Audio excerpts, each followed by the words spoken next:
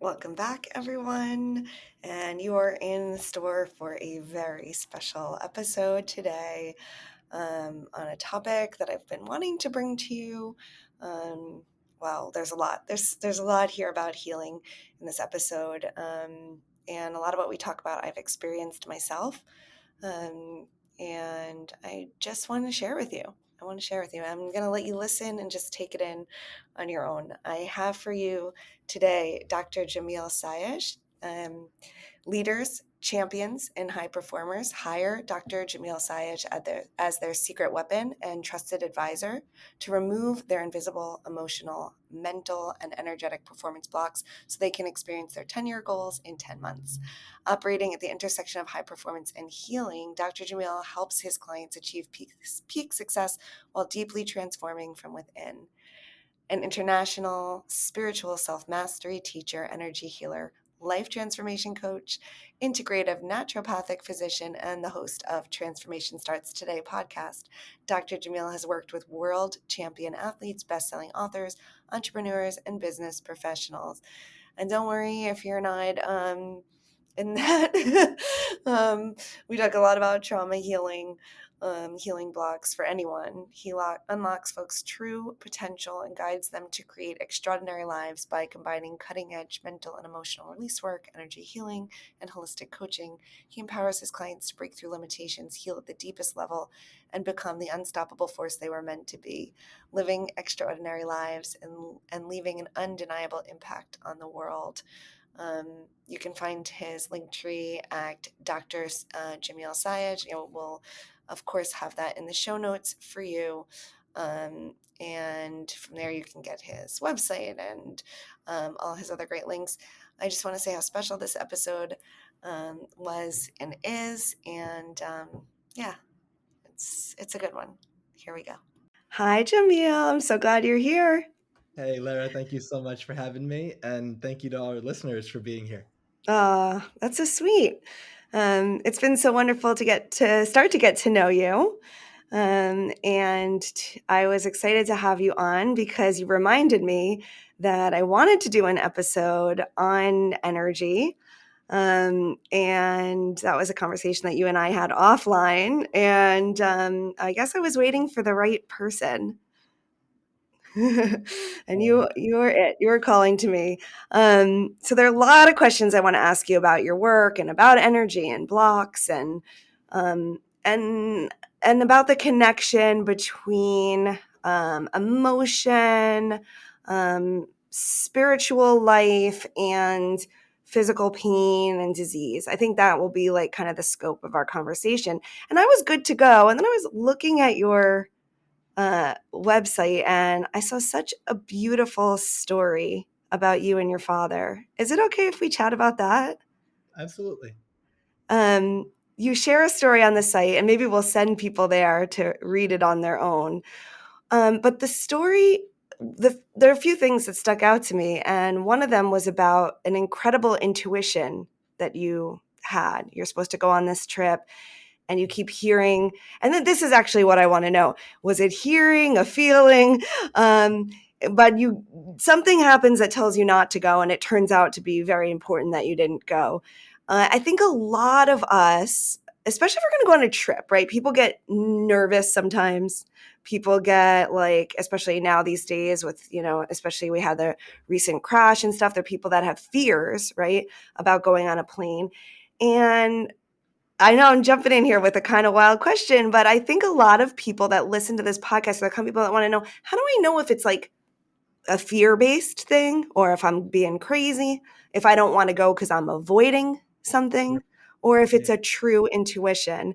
And I'm wondering if you could give us some insight on how you made that determination, if this is something you coach other people on, and maybe also, did you ever have a moment like that before, or was that like a novel Mhm. experience? Yeah, I love it. There's so much there. And so I will That's a lot. That's a lot to start. answer as many of them as I can remember. So the first part is, from my experience, how do you tell when something's intuition or something's, let's say, based on fear? Yeah. So I would say there is a distinction between intuition typically feels expansive. It's more of a calm knowing. fear based messaging, let's say, for lack of a better word, feels more contractive, feels heavier, and it's a little bit more anxiety behind it. Mhm, mhm, So when you have like a, let's say what you might think it's intuition, but it feels a little bit frantic or a little bit anxious, or it feels like there's some scariness in there. I wouldn't call that intuition. But when there's something that there's just a, yeah, I might be fearful about whatever the situation is, but I have this knowing, I have this calm certainty that this is the case. mm. And it's that to me is the distinguishing factor as it relates to the story. In case people haven't heard it, I'll just give the general big picture of it. Yeah. So I was 19 years old and I was in my sophomore year of undergraduate university. And my in my school, I was in this pre-med group and I was in school in New York City in the Bronx. And I was 19 and my pre-med group said, hey, every year we have to go to the Capitol. We have to go to Albany to fight to keep our funding. We bring some students who have had a good experience with the program. You're one of them. Would you be willing to come and share your testimony? And I said, absolutely, I'd be honored. And it was a Tuesday. And I said, when do we leave? And they said, we leave on Friday morning. We come back Sunday night. And I said, sounds good. And then later on that day, the intuition came to me and it just said, something's not right, don't go. Now, to answer your question, it's interesting the way you worded it. No one's ever asked me this before. Did I hear it? Did I feel it? I Mhm, think that as far as I can remember, because it was a long time ago, it was those words, but it wasn't that I heard it as like a voice, like externally. It was those words in an internal knowing. So imagine like just the mm, voice in your head, and it's just very clear, and it was something's not right, don't go. And I didn't know what to do with that, and so I just ignored it. And then Wednesday, same thing, something's not right, don't go. It was like this, I don't know if you call it like an eeriness. There was like a feeling throughout the whole day of like something like looming over me. Something's mm, not right, don't go. And it just got louder. And what I have noticed in my experience is that intuition always begins as a whisper. And so it's a gentle little nudge. It's a little reminder. It's a hey, and then there's something. And then if we ignore it, it gets a little bit louder. And then it gets a little bit louder. And then it's yelling at you. And that's what mm, happened to me, where by Thursday, we're supposed to leave tomorrow. My intuition's yelling at me, something's not right, don't go. And it felt so strong that ignoring it just didn't feel like an option anymore. And so I sent an email, hey, I'm so sorry, something came up and I can't make it. And then they all left on Friday. And then Friday was a normal day and Saturday was a normal day. And by Saturday night, the thought process was, well, whatever that was must have been nothing. And because I guess I missed out on the experience. And Sunday morning just changed my whole life. And, you know, my father was behind a locked door. He had a brain aneurysm. And I was home and I broke the door down to get him out. And if I wasn't home, he would have died. I wasn't supposed to be home until the night, that evening. And that morning, we saved his life. And mm, next thing you know, we're in a hospital, 4-hour brain surgery. And we were very fortunate that he survived. But the neurosurgeon said it was the worst aneurysm he'd ever seen. He put his survival chance at less than 5%. And if he did survive, he'd be in a coma and likely never wake up. When he survived the surgery, he was in a coma. And we were told he could die at any moment. And I had this immense sense of regret because I had felt like I took my relationship with him for granted and that I wasn't going to have an opportunity to make that right. And I was very fortunate that he survived 3 more years before he passed away. He was in a coma for several months and then mm, took time off after college to be one of his primary caregivers with my mom, and just got to spend 10 to 15 hours a day with him and really do what we could to nurse him back to as close to full health as we could get. And there were, great days and there were really, horrible days as it relates to the felt experience of it. And long story short, those 3 years just shifted everything for me. And I started to, from that moment on, I really started to honor and listen to my intuition mm. and just shifted the way that I lived my life. And then the Yeah. last question that I remember you asked me, did the intuition come through at any other point?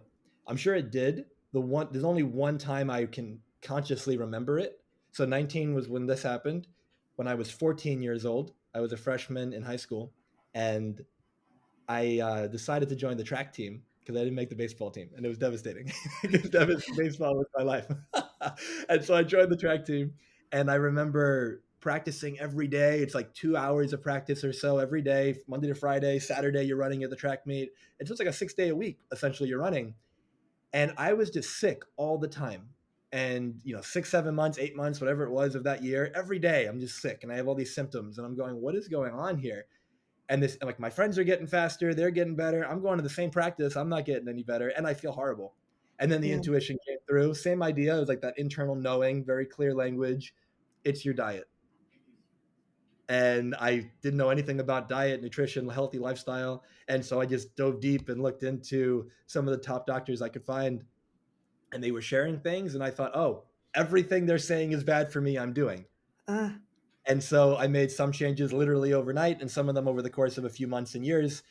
And I stopped getting sick, and my track performance has dramatically improved. And then that was the beginning. And so that's mm, the first time I can remember consciously hearing that inner voice. yeah, beautiful, beautiful example. Um, I mean, I have two questions, and they could kind of take us in different directions, or maybe we can figure out how to kind of bring them together. One is about how people, because I think this is some of the work you do is helping people clear the way for more of those to come through or Oh, be yeah. able to hear that. Um, and then the other thing I just wanted to point out, which is also related to your work, is that was such a great example of the way the body speaks to us. Um, because you were saying if you get that intuition and you don't listen, it's going to get louder and louder and louder, and it will scream at you in different ways. And I believe that the body will get physically ill if you don't Yep. listen to other Yes. things. Maybe you can speak to that. Yeah. Yeah. Yeah. So I'm glad you brought that up. So after it's yelling at you and you don't listen, then typically I think of it like this. So Carl Jung had something that he coined called the shadow. And the shadow, for our listeners, there's your ego, there's your persona, and there's your shadow. Your ego is who you believe that you are. It's that which you call me. It's your personality, let's say. Your persona is Latin for actor's mask. It's the mask that you wear, it's the roles that you play, it's who you believe you should be or are supposed to be. And it's not a bad thing. Being a mom is a role. Being a teacher is a role. You might have a certain uniform that you wear. That's a role. It's not bad. Mm, It's not. It's just what it's like the role that you're playing. But then your shadow is all the things that you believe that you're not.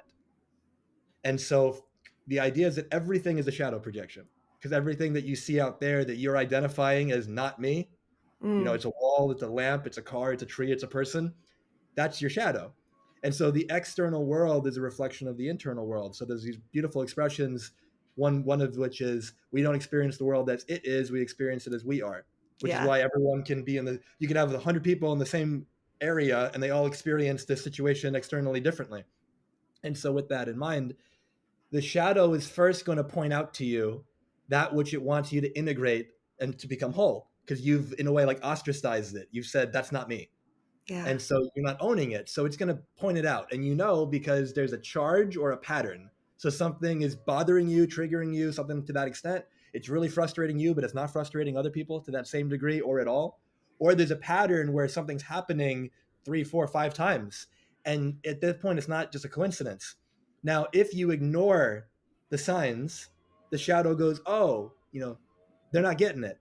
And so the shadow brings it closer. And now all of a sudden, all the people around you, like your inner circle of people, everyone's crazy. Like everyone seems to be freaking out. But then you keep ignoring it. And then it brings it closer. And now it's like Oh, it's your partner if you have one, or it's a child if you have one. And now they're really reflecting it back to you.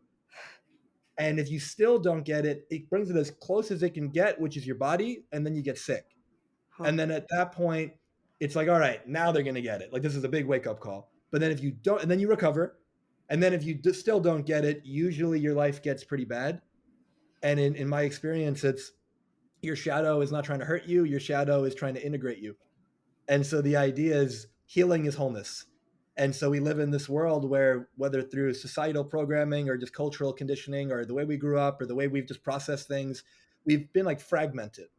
yeah. And so it's like it's all about returning to wholeness.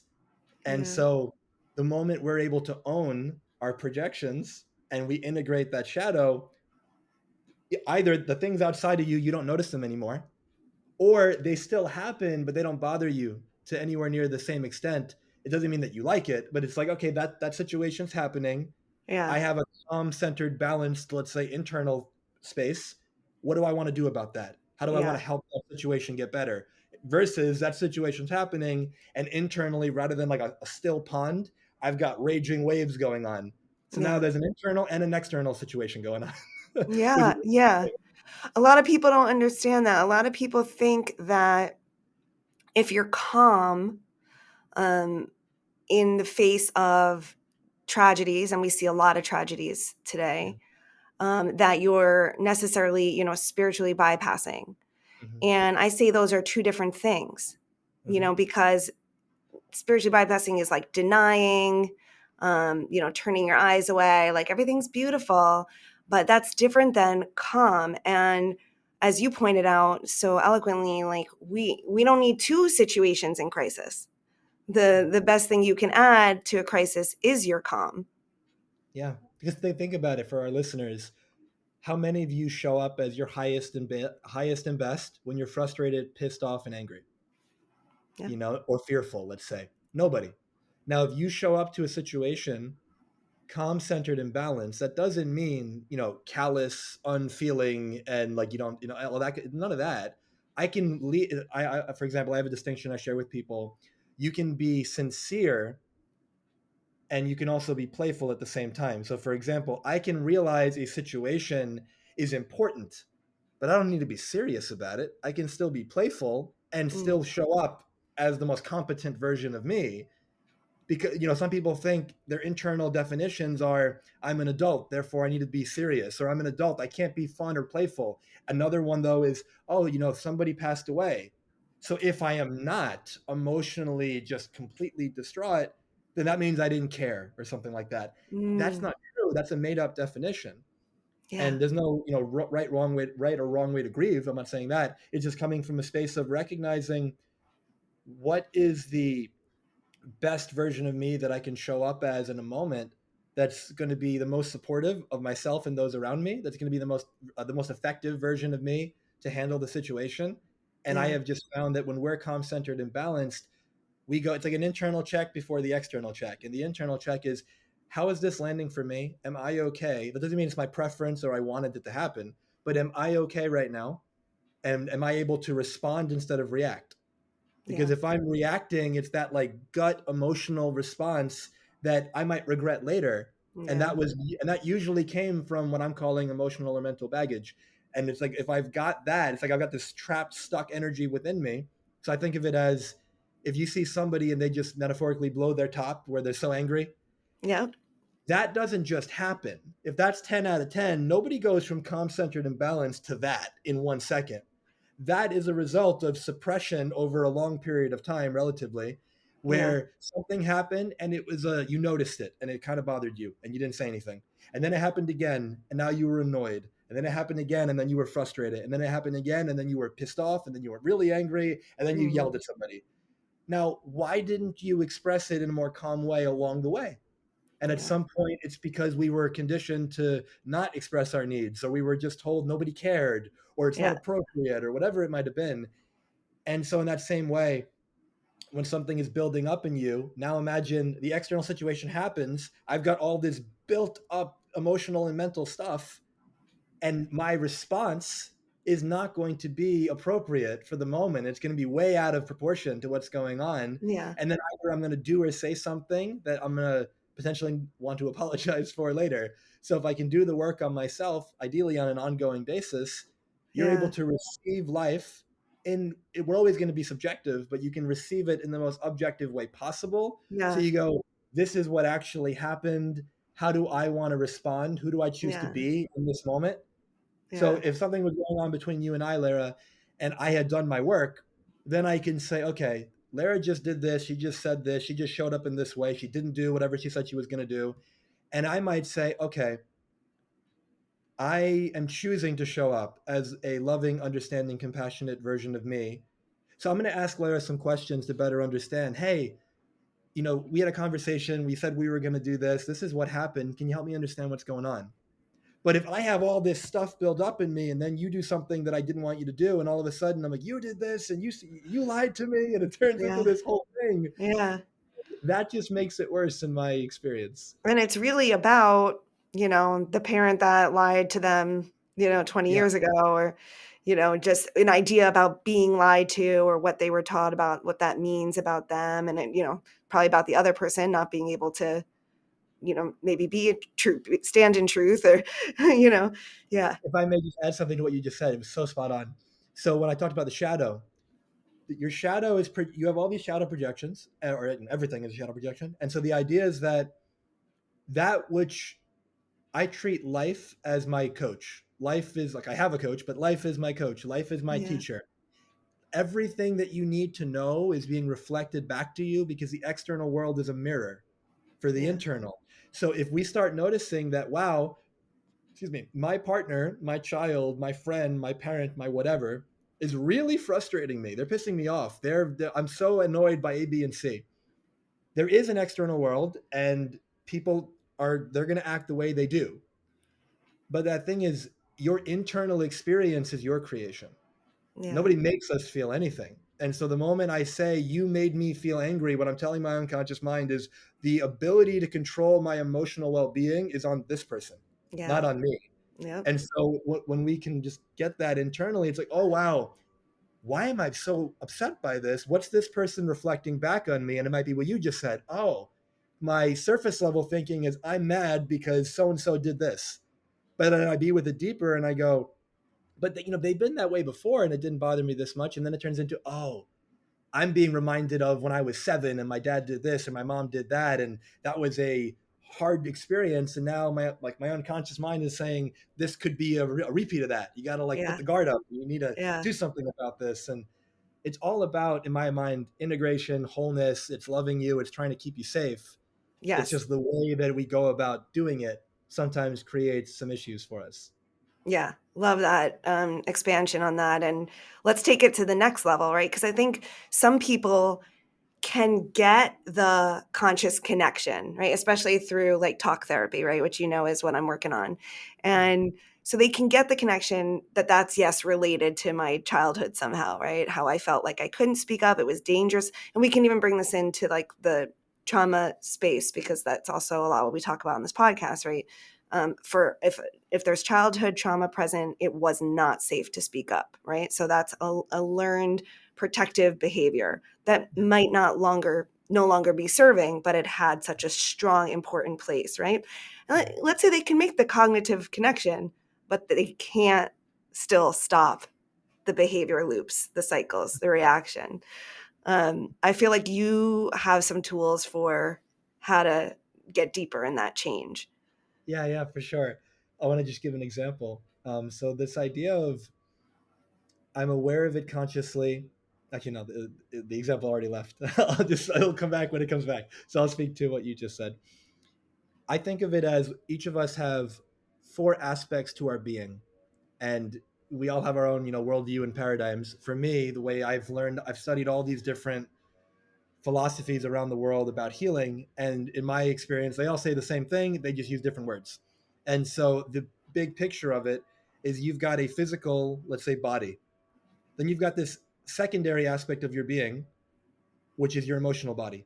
And then you've got, it's still one body, but it's four aspects, but I'm just going to call it bodies. You have a physical body, you have an emotional body. Think of it almost like onions, like layers of an onion. The core is physical, then emotional is the next layer, then mental is the layer after that, and then spiritual or energetic is the outermost layer. And from a physical health perspective, healing happens from the inside out. But from a holistic or energetic perspective, healing happens from the outside in. Because in my paradigm, we are not we're not physical beings, we're spiritual beings having a human experience. And one of the ways I be with that may be interesting for our listeners, if I asked anyone listening, do you have any memories from when you were younger, whether when you were a child, a teenager, if you're in your 30s, 40s, 50s, any memories from your 20s? And at some point you have memories and you'll say yes, and I'll say great, close your eyes, go back to that moment. And then they'll do it, look through your own eyes as if you were there. What do you notice? And they say, oh, well, this and this. Great. Who is that in that memory? And they'll say, that was me. And I'll say, wonderful. Open your eyes, come back. And they'll come back and I'll say, so that was you, right? And they'll go, yup. And I'll say, there is not one cell in your body currently that was present then that is here now. Because every year or so, the latest research I'm aware of is every year you have a brand new body. Your skin's every 4 weeks or so, your liver is 6 weeks, skeleton's roughly every year, your brain's turning over. Everything is always turning over. So if you're Yeah, 50, using the studies I'm aware of, you've had 50 different bodies throughout this lifetime. But the I use the metaphor of every year you get a new model of your car, but the driver is the same. So then Okay. the question is, who's the driver? And depend because that driver seems to be unchanging, and that driver isn't physical; it's metaphysical. Metaphysical is above the physical, and depending on where you come from in the world, you would call that soul, spirit, consciousness, awareness, atma, brahma, whatever you want to call that, life itself. But it's not a physical thing. And so, with that in mind, that is what I'm calling that spiritual body. Now, I use a metaphor of pure light. That spiritual or energetic body is just pure light, uncorruptible, pure, whole, perfect, and complete. It begins to shine that light, condense it in, so it can have a physical experience. I don't see it as our soul is in our body. I see it as our body is in our soul. So you've got the soul out here, Mm. and it directs in the light. And now you have this mental, think of it like a field, like a cloud. The light passes through. And if there are distortions in that mental body, which is usually beliefs that you have about yourself, other people, the world, your worthiness, lovability, all these kind of things, that distorts the signal. So it gets corrupted, distorted. And then it goes into the emotional body. And if we have suppressed emotions, the most common ones that I work with are anger, sadness, fear, hurt, guilt, abandonment, betrayal, resentment, things of that nature. Those get suppressed as well. Someone's with a leaf blower. Can you hear that by any chance? Good.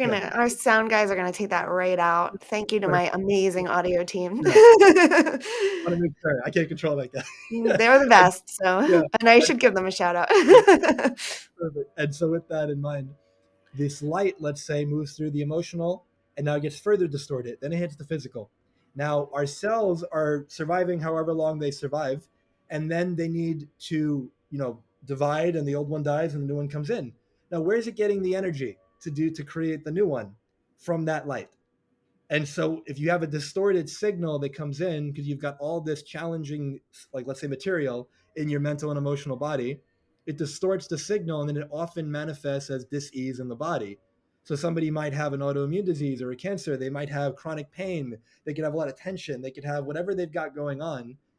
And I have seen over and over again when you resolve the emotional and the mental baggage and then you clear that, and using my metaphor, that light gets like purified, let's say, and now it's not Mhm. distorted anymore, it goes into the physical. Now let's say your skin takes 4 weeks to become healthier skin, let's say, the new layer. Now the old skin goes away, the new skin comes in clear of the old distortion, and it doesn't have the issue anymore. Somebody has the cancer and it either goes away or it dramatically decreases in size or the tumor markers go down. Autoimmune diseases either go away or the flares decrease. There are physical conditions, but the amount of the time the mental and emotional plays a role is almost always in my Mm. experience. And Yeah. so using what you were asking me, when people can clear what's in the way of their healing, they get better. In Yeah. naturopathic medicine, we have this therapeutic order, and the first thing to do is remove the obstacles to cure. There we Hippocrates, like go. I love father that. of medicine, he said, I think it was him. He said before, he said a man, but it applies to people, all people. He said before you agree to work with a man and make him well, first get agreement that he's ready to give up what made him sick in the first place. Yeah. And so, in that same way, if I'm a plant and I'm in toxic soil, I can only do so much to the plant itself. I have to replant it. I have to get it out of that soil because the Yeah. environment is toxic. So, Yeah. there's a physical environment, but then there's also your community environment, the people, there's the mental and the emotional environment. And unless you do the healing on all of those levels, it's hard to get well if you don't remove what made you sick in the first place. Mm. I have chills. I mean, there's a lot there, because not everyone can get out of their environments. Yeah. Um, so and that is a important piece. Um, um, If I may share yeah. that, so there's a book I really now I think is so powerful. It's called Man's Search for Meaning by Viktor Oh, Frankl. If yeah. anyone is, and he says in that book two things that I want to point out. One, he says between stimulus and response, there's a space, and in that space is your ability to choose your response. And then I think then he says, and in your response is your destiny, or something to that extent. But Yeah. then he also says there was one freedom that the Nazis could not take away. He goes, it's the last of the human freedoms, and it's the ability to choose your response. And so he and many other people who survived the Holocaust and went through that level of trauma, in order, like, they were in the environment, right? They couldn't get out Yeah. until they did. But there was a way of being in the environment. There was a way of relating to the environment that at least kept them as sane as could be, That's and right. at least supported them in getting through it. And so if someone is genuinely in a position where they really cannot get out of wherever their environment is, then there's still the internal game of how am I relating to my environment, because the way I relate creates my experience. Yeah. No, that's a really good distinction. And as you know, when you change that internal and that relationship to the experience changes. So Yeah. it is a way, it is like a secret key to unlocking freedom that you didn't realize was there. Yeah, yeah, yeah.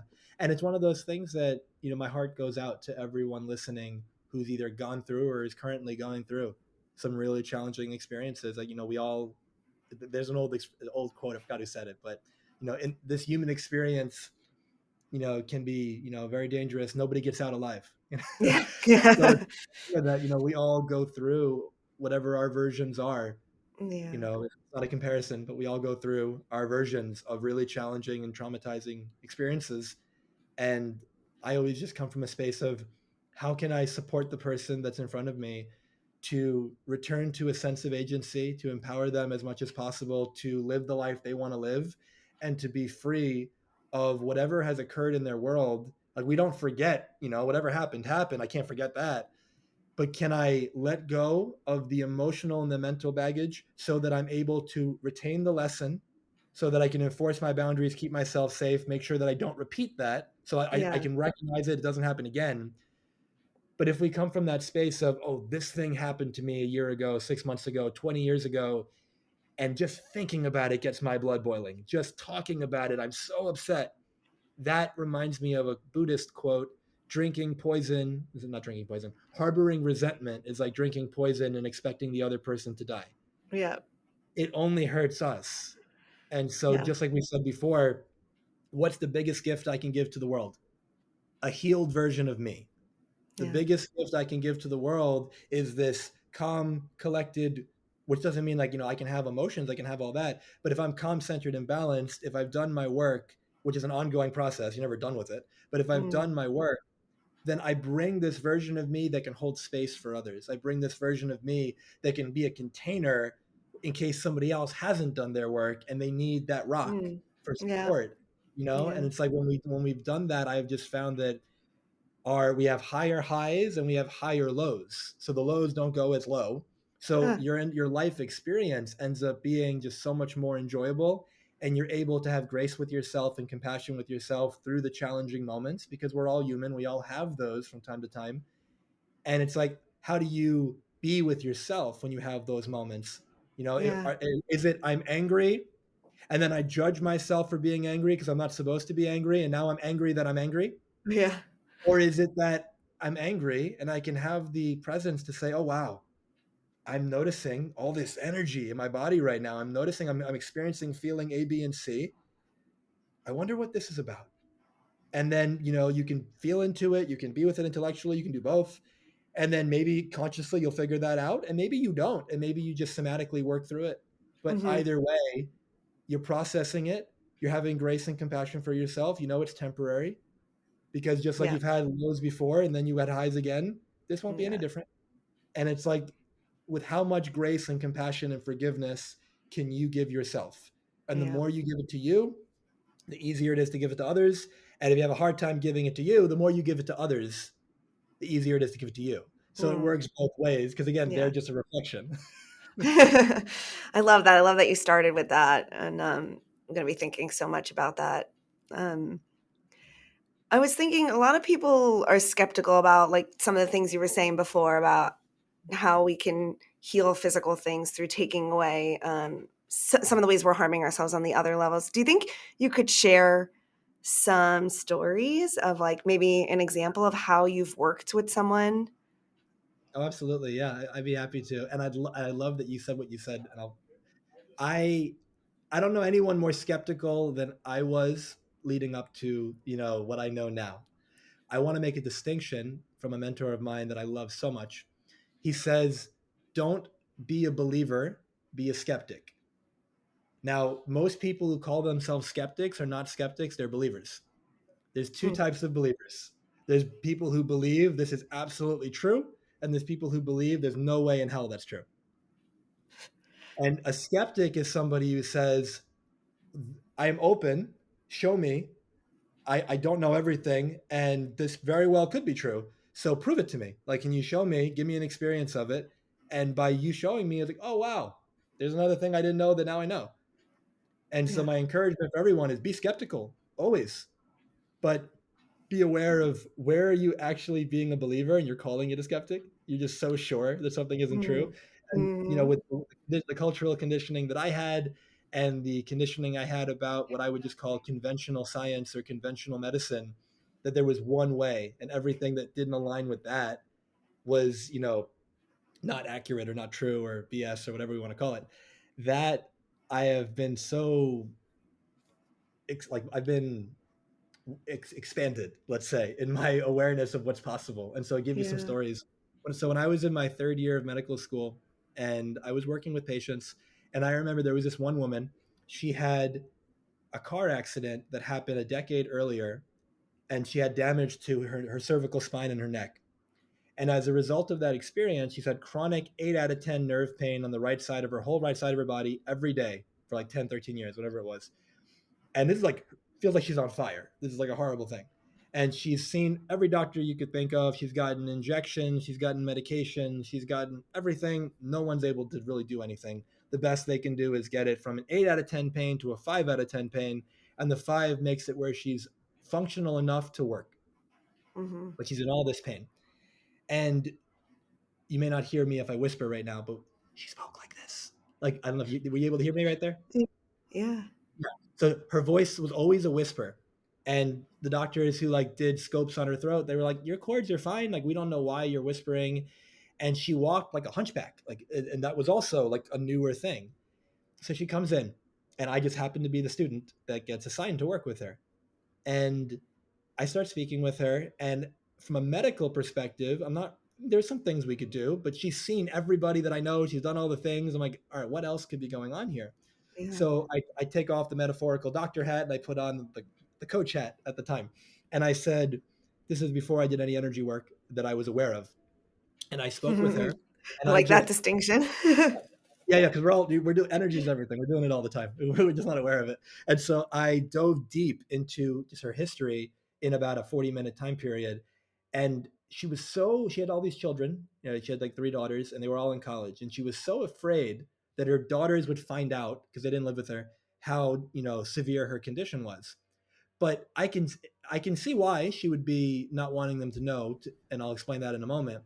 But the degree of fear and hesitation she had seemed extreme to me, and that tells me there's something deeper there. So I said to her, Mm. "Could you tell me about?" She said, "I'm so afraid that if they find out, they're going to drop out of school or pause to come take care of me, and I don't want to ruin their life." And I said, "Can you tell me about your relationship with your mom?" And she told me that when she was in college, her mom got sick and she stopped college to take care of her mom and never ended up going back. And she doesn't resent her mom, but it did change the course of her entire life. And she doesn't want to do that to her daughters. So I'm like, okay. Now, as she's telling me that, there's tears coming out of her eyes and her voice came back. Wow. And and so I'm just listening and I'm not interrupting and I'm just like smiling in my head. I'm just like, all right, now we're getting somewhere. Because in my mind, I think of it like kind of circling the drain to get to the bullseye in the center. The fact that her voice came back, I'm getting closer to actually Yeah. what's going on. Now that has nothing to do with this car accident, because this is, and then so her voice comes back, and then we finish, and I say, "Do you realize?" She finishes, and I say, "Do you realize your voice has been there the last like 2 minutes you've been speaking?" And she goes, "Yeah, I didn't want to stop because I was afraid it wasn't going to come back." Yeah. So then on the next appointment, the doctor looks at me and says, "What do you want to do?" And I said to the doctor, "Can I be honest with you?" Again, I was a medical student, and I said, "Can I be honest with you?" And she goes, yeah. And I said, I want to lay her on the medical table, and I want to put her into a trance. I want to regress her back to when she was a kid. I want to help her release and forgive the challenging moments that she's had, especially some of the stuck energy that's, I didn't use these words, but like the stuck energy that's in there. I think that that's actually what's going on. And I think by resolving that, she'll get better. And the doctor's like, can you do that? And I was like, yeah, I need about 45 minutes. And she, Wow. literally, she's laying on this table right before laying down. Her shoulders are hiked up.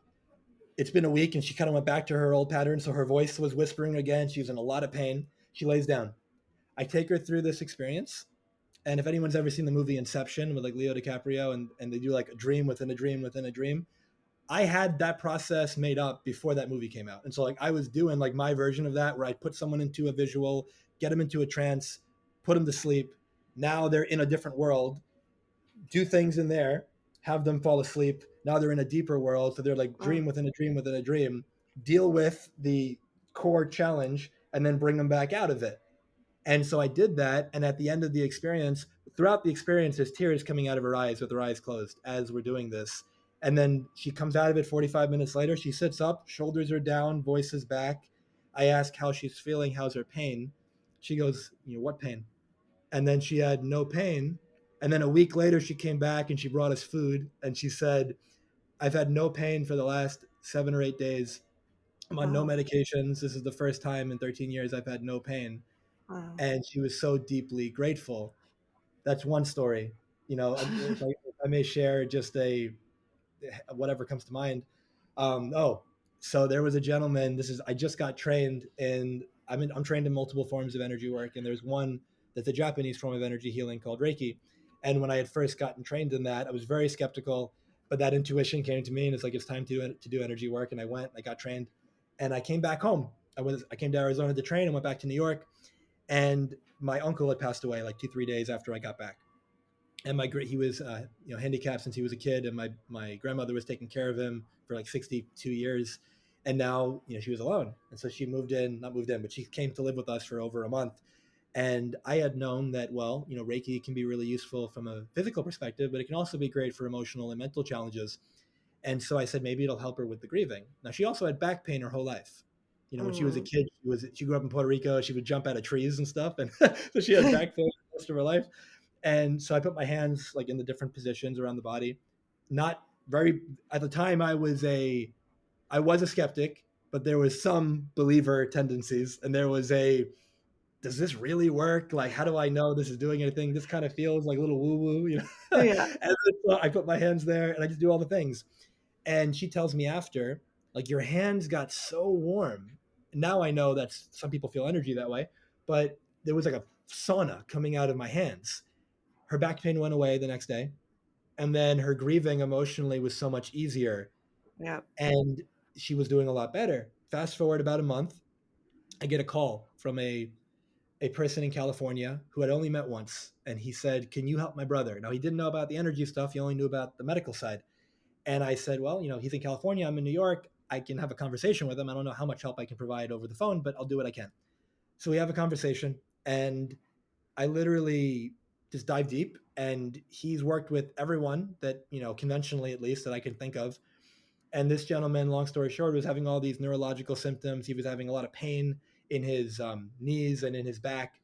And I tell him, look, he's a very religious guy. And I said, I do what I can to meet people where they're at. And so I said to him, do you believe God brings people together for a reason? And he goes, absolutely. And I said, well, I just got trained in something. I'm feeling called to share it with you. It might sound really weird. And he goes, I'll try anything. And I Yeah. said, so here's what it is. Best case scenario, there's a miracle. Worst case scenario, nothing happens. Are you open to that? And he goes, yes. And I said, here's where it's going to start to sound weird. I can do it over Zoom. And he goes, okay. So he's laying in his bed. This is like the next day. My camera's off to make sure the connection can be as good as possible. And I'm looking at him.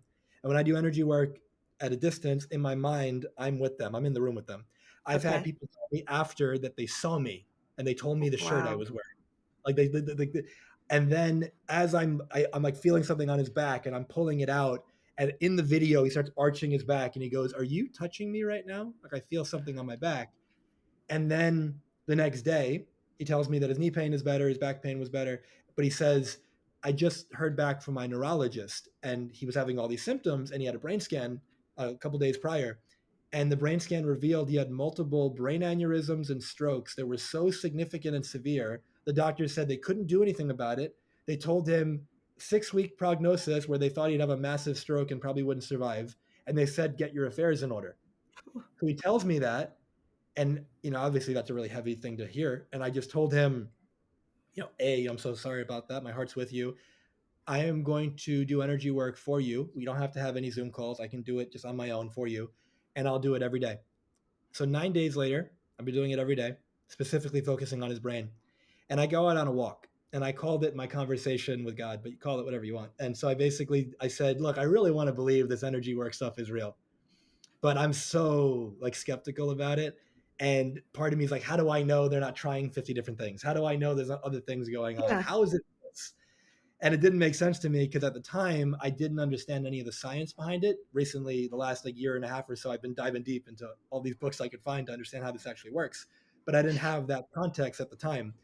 And so I said, you got to give me something. You got to show me something that's so profound that I can't deny it. The next day, I get a video text message from this gentleman. He's in the hospital.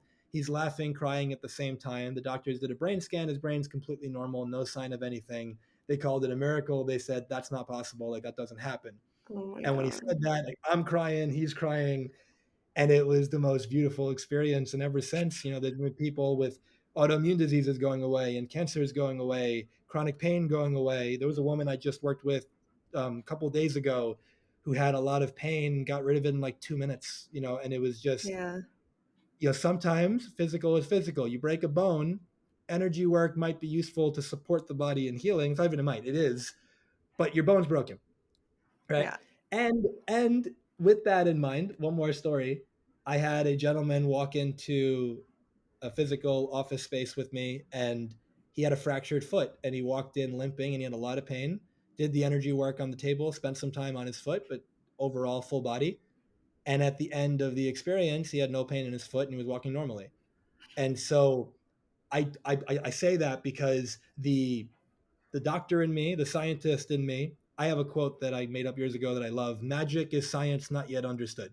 Yeah. Love that. If something works, it's science.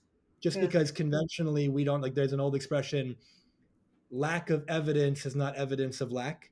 So it's like, I got all the evidence in the world to tell you this works, and I can feel the energy very strongly now. I can see it sometimes. And so with that, there's machines that can see the energy. What I mean by that is there's something in science they call a biofield. Your heart and your body emits light, and it emits what people back in the day and some people call now an aura. But it's Yeah. your biofield. Your biofield contains information. Yeah. Now, there was studies done where they had women who had uterine cancer, and if you check the biofield around the uterus, on the again like a foot or two outside of the body, there's certain information. Energy is just information. There's certain information that's present in the biofield of the uterus for the people who have cancer. Then Yeah. you look at the people who don't have uterine cancer, no sign of any cancer, but they have that same energetic informational signature around the uterus. They all develop the cancer. And then there's people who don't have the energetic signature, the information, and they don't get the cancer. And what does that tell you? The disease shows up first in the field, Mm. and then it goes into the physical, which is what also kind of substantiates that metaphor I use about the light, let's say, from spiritual, mental, emotional, physical. So Yeah. the disease first shows up out here, and then it Yeah. comes into the physical. Now, again, sometimes if you have scurvy and you're deficient in vitamin C, like kind of the old pirates back in the day on a boat, yeah, you need a lemon. You need an orange. You need something like that. There is a physical world, and Yeah. at the same time, I use medicine and healing from a holistic perspective of you've got these four aspects to your being. Are we actually treating all four? Spiritual, mental, emotional, physical, or are Yeah. we only treating physical? And you mentioned earlier, sometimes talk therapy can be amazing. And there are times where you can only talk about what you're consciously aware of. A good therapist will be able to ask you questions, excuse me, to a certain degree that they can make you aware of things maybe you haven't been aware of either ever or in a long time, which is awesome. And there are times where things are in your unconscious mind, and by definition, you're not conscious of them. And so what ends up happening is what I'm calling stuck energy, stuck emotional and mental baggage. If you can release that, which you can use using mental and emotional and energetic techniques, I've seen people release decades worth of beliefs and traumas and challenges where, yeah, something happened and it was horrible. There was a Yeah. gentleman, the final story, He was in his 50s when he came to work with me. And long story short, he has two daughters. One of them passed away 25 years ago when she was a baby, and or a young child. I'm not sure the age. I don't remember. But it was really devastating to him. And ever since then, he's been a shell of like the old him, and he became very reclusive and never had like the same oomph or the same confidence or the same level of just desire to like live his Yeah. life. And at one point, his mother said that the oldest daughter, who survived, which is she's talking to her grandma, and she tells her grandma, "I lost my dad, like 20 years ago," and the grandma tells her son, "This is what your daughter told me, and I want to make sure you know." And he then goes, "I need to get this handled." Yeah. And so he went and he worked on all these. He went to all these personal development seminars and trainings, and essentially the people were able to identify this is the core issue. But they said that's the good news, like we could tell you what it is. But then they go, the bad news is we don't know how to help you, like we don't know how to like get rid of that. So it worked out that somebody in that training had worked with me before, and they said you need to work with Jamil. Mm, And he reaches out to me. We had a conversation. He signed up, and we did a mental and emotional release work process. It's extensive, and it took 5 hours over 2 days. Completely cleared it. He came out of that experience, and it was like the best of the old version of him and the best of the new version of him combined. He tells me that his daughter, a couple of days, weeks later, is like, I got my dad back. And he just became all the people who knew him in the last 25 years but didn't know him before. yeah. They Yeah. said, "Who is this guy?" And he goes, "This is the real me that I haven't known how to access in the last Mm, 25 years." And the thing was, sometimes change can take a long time, but it doesn't need to. And the yeah. thing is, in my experience, we've been conditioned as a culture to think change takes a long time. If it took 20 years to make the problem, it takes 20 years to fix it. And the Yeah. thing is, one of my mentors who trained me in some of these modalities, he made a comment that some people may disagree with, but he has seen it firsthand. And he would say, somebody has PTSD, like a military veteran or something, and it was so traumatizing in that moment that the moment was so significant that that one experience, let's say, created that PTSD. And his mindset was, well, if one moment can be that powerful to create it, why can't one moment be that powerful to clear it? And Mm, then he would bring people on stage who had PTSD for decades and it was really bad, and he got rid of it in 20 minutes. And then he followed up with them 6 months later, a year later, and it was gone. And does it always happen? No. But the fact that it does happen sometimes tells you that A, it's possible, yeah. B, why not you? And C, is it worth trying? And Yeah. so if you play in that world of what if as a possibility, there's so much more available than any of us are aware of because no one knows everything.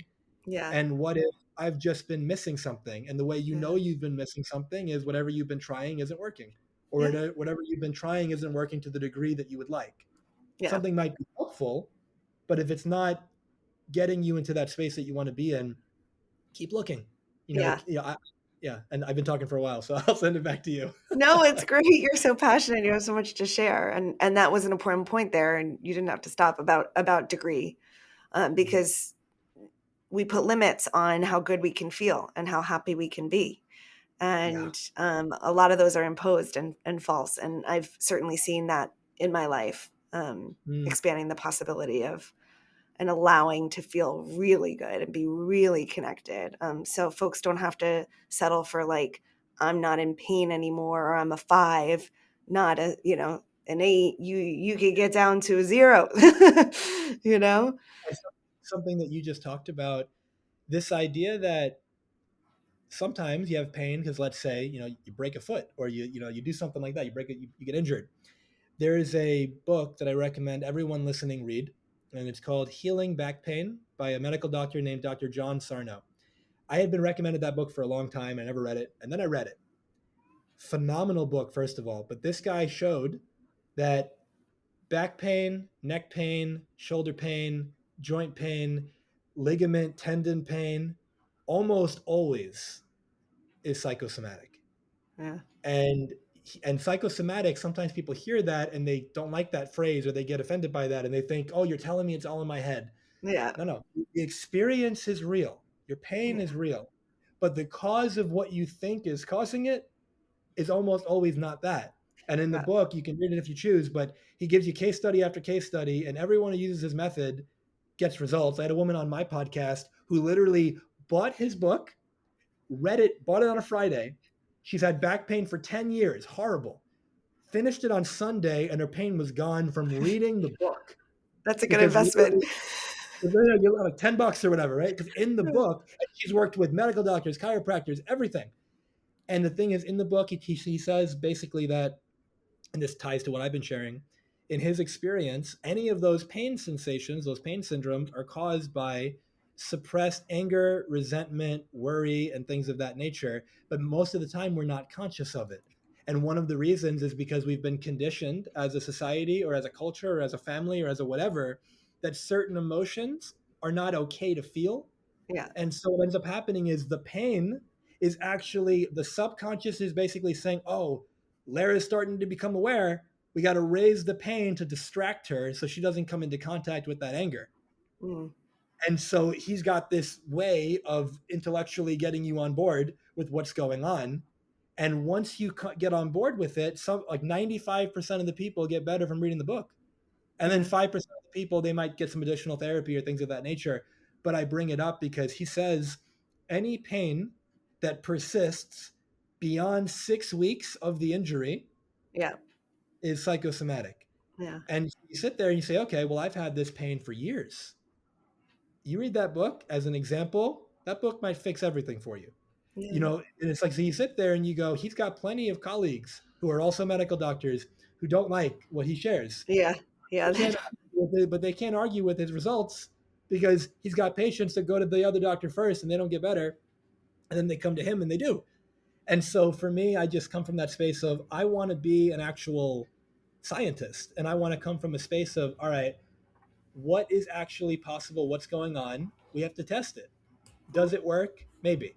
And if it works, hold on, I think we lost Oh, Lara. There, yeah, we had a perfect. Yeah. little disconnect, but we're back. We're I good. had you at he's got patients that Okay, perfect. Yeah, so he's yeah, got patients that are getting better, and obviously his colleagues can't really say much about it. And then when they actually try out his method, they realize, yeah, oh, this works. Now, what's he doing? Using the metaphor I've been sharing with you, he's helping you clear what's in that mental and that emotional. And by clearing that, the physical tension that's creating a lot of the issues goes yeah, away. And so to me, it's just fascinating that how about we approach this as a true scientist, because anyone can be a scientist as a way of being, meaning I'm going to observe something.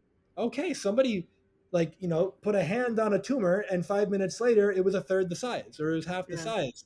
So physically that happened. I don't know how that happened. I'm going to test that. I'm not going yeah, to say there's no way that happened. That was a magic trick and I'm going to turn my eye. A lot of people do that.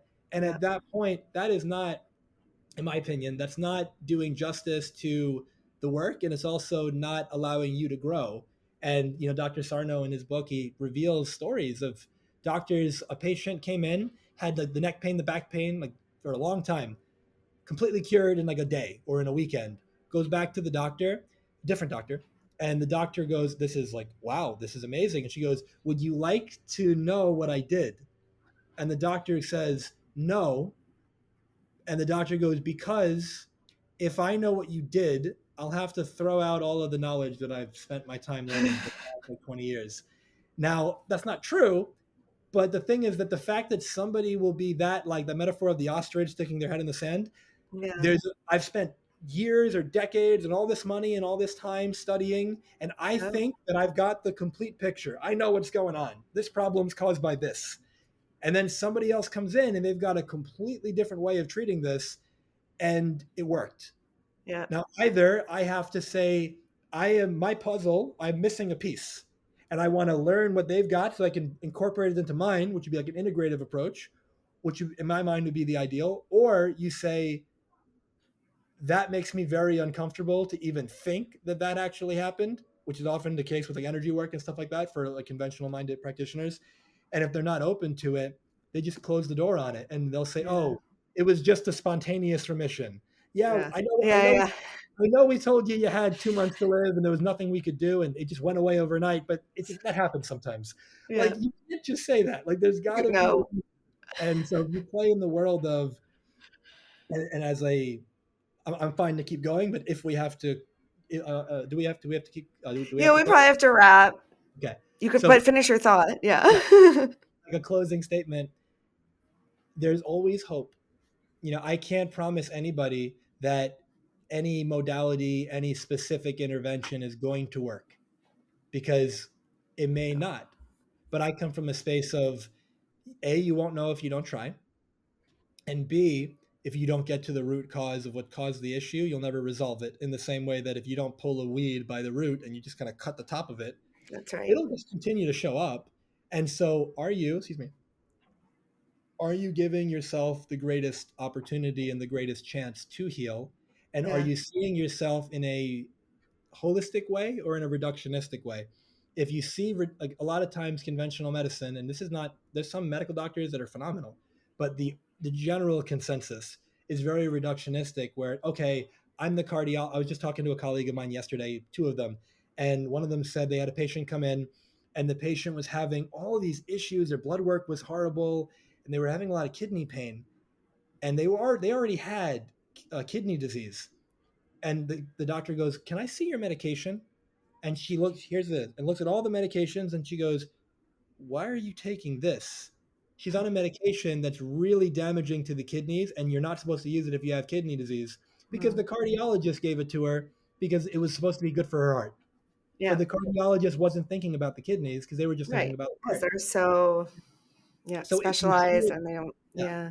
if you see it in a reductionistic way, human beings are holistic. And so you don't Yeah. have like, we think you have a cardiovascular system and a digestive system, but you really have one super system that interacts in a million different ways. And Yes. so you have to, if you want to get the best results, you have to treat in a way that's truly holistic. And everyone listening, you are not just a physical being, your mental, emotional, at least, and depending on your belief systems, your spirit, your energetic. But the point being, are you addressing those areas as well? And if you're Yeah. not, I think you're not creating the chance that could create the results that you're looking for. Well, you have so much knowledge. You use so many different modalities. I mean, you're certified in so many, and you look at things from that holistic point of view. That's really what I love about you. I'll have to bring you back on and ask you more about how you choose which one you use, and get in there a little more with that. I've taken up enough of your time for today. Let people know if they want to work with you or learn more about you. What's the best way to come in contact with you? Yeah, I so appreciate it. So first of all, thank you for the opportunity. I've loved being in conversation with you, and I hope for the listeners that this has been either informative, educational, inspirational, something that you've gotten a nugget of possibility where you say, that's interesting. Like maybe what you needed to hear was maybe you needed the book recommendation, and maybe that really helps you. Or maybe we work together, or maybe there's someone else that you work with, and there's something that you're willing to try now. But the point is, you spent an hour with us, get something from it. Like you spent an Yeah. hour, like actually apply something that you've heard Lara and I discuss because I think it can truly make a difference in your life. I believe you tune into things for a reason. And so this podcast came into your awareness at the right time for whatever the reason. And maybe it Yeah. was to share it with somebody else, and maybe it's for you, and maybe it's both. If, as it relates to any work we could do together, if this has resonated, if there's some mental and emotional release work you're wanting to do, if there's some energy work you're wanting to do, now that might be what you want, or it might be that you don't really think about that, but it could be I've just got this situation going on that's been going on for a while and nothing seems to be working. And those are Uh, the things that I find are like the specialty. When nothing works, this usually does. And so with that in mind, you can schedule a call on my website, which is jamilsayegh.com, and you can read up about it. There's all the information you need on the website. And if it resonates, you can schedule a call there. We'll send you all the hard cases. I love it. I Uh, love it. I love it. I've already sent some folks your way. So I totally trust and believe in all you're doing, and have sent my dearest friends to you. So I co-sign this episode and folks checking you out. Thank you so dearly for your time, energy, and expertise today.